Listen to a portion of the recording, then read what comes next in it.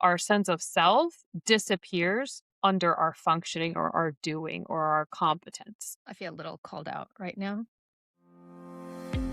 You know that moment when the day finally quiets down and instead of relaxing, your brain gets louder? The questions start showing up. Why am I so tired? Why does my anxiety feel different than it used to? Why does my life look fine but feel off? You don't have time to think about it during the day, so it waits for you at night. This is What the Shift, the podcast for those 2 a.m. thoughts you keep trying to ignore. The ones about exhaustion, people-pleasing, overfunctioning, boundaries, changing bodies, shifting identities, and the quiet realization that nothing is wrong. It just can't keep going the same way. I'm Gia and if it's been keeping you up at 2 a.m., it's trying to tell you something. Welcome to What the Shift. If you've been having conversations with yourself at 2 a.m., you are in the right place. Welcome back to What the Shift. I'm your host, Gia. Today, I am welcoming back Shannon McGorry. We are continuing the conversation on strategy.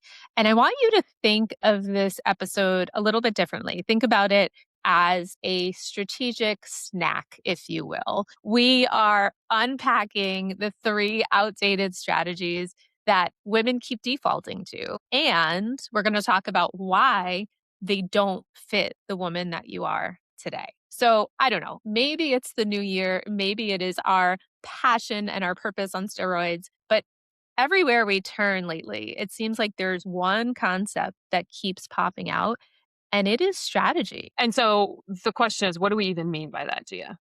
It's the way you show up in the world, plain and simple. And for most of us, that was defined at a young age. It was based on what mattered then, and it's not often revisited. And it takes a toll on us because life does change and we evolve, but our strategy of way of being, it doesn't always keep stride with the same pace. So here's what we mean. When we talk about strategy, it's really comprised of 3 things. And the first is clarity. Clarity on what matters most. The second piece is confidence. And by that, we don't mean confidence as what we embody. It's confidence in knowing what gets your time. Where do you spend your energy? What do you put your attention on? And then the third piece is really around the concept of impact. So having identified the actions that will impact what matters most to us. And those 3 pillars of a strategy, like I said, they don't often get revisited once we've established them from a previous version of life or a previous chapter of life. Okay, so what do these strategies actually look like in real life? Let's talk about a few examples. So there's the be reliable strategy, right? And this is one of the top ones that I think we both see in our work with empowering women and purpose driven women.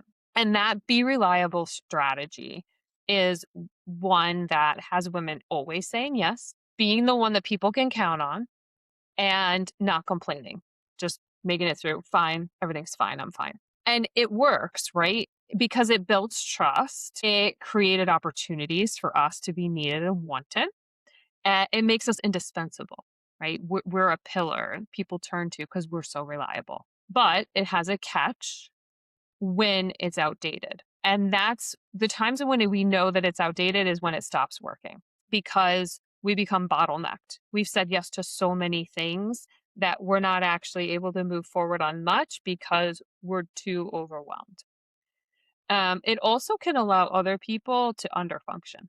So Mm. because we say yes, because we're so reliable, other people know she's going to volunteer, she's going to clean it up, she's going to plan the thing.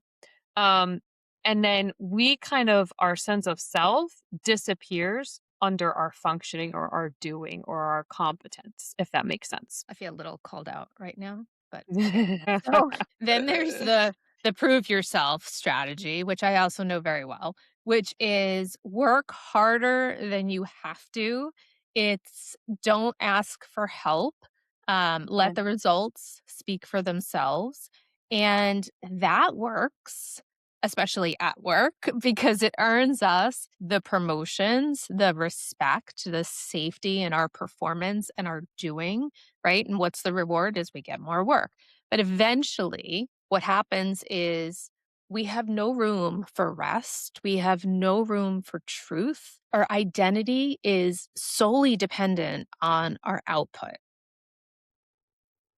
Yeah, that makes a lot of sense. And for women that I work with, especially in that professional category, then if they do want to turn their attention to their personal life or make space for something else besides those professional mile markers, that's where they feel that squeeze.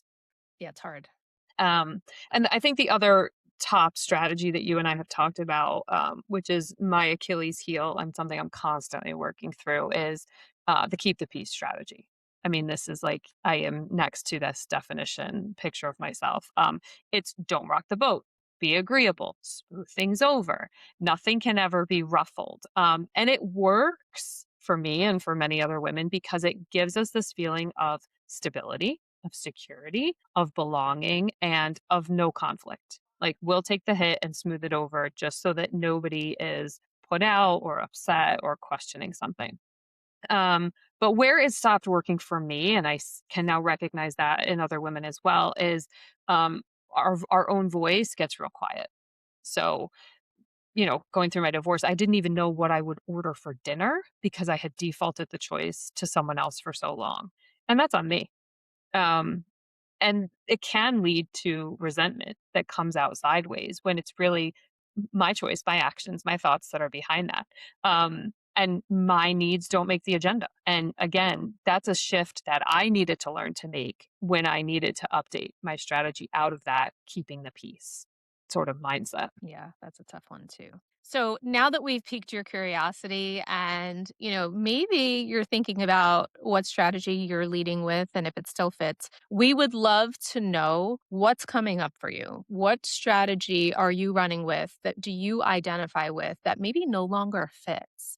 So we'd love to connect with you on Instagram or LinkedIn at Your Strategy Reset. You can reach out, DM us there. You can also send us an email at hello@yourstrategyreset.com. Or you can visit our website, yourstrategyreset.com. And there you can gain insight in what it's like to be in the room of your strategy reset. And that's the fun part, Gia. Like it's not always heavy, hard work.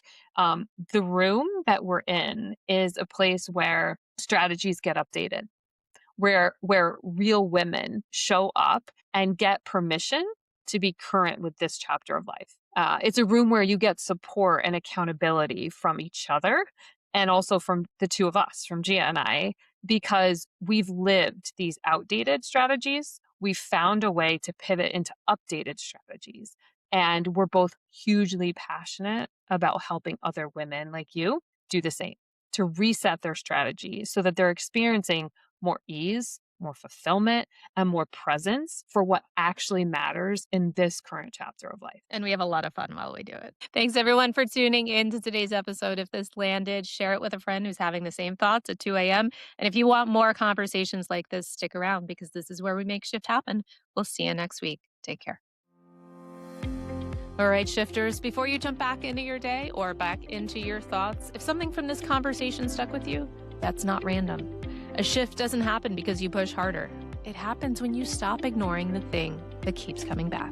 So here's your only ask. If this episode made you think of someone, send it to them. That's how these conversations are spread. Quietly, honestly, person to person. This is What the Shift.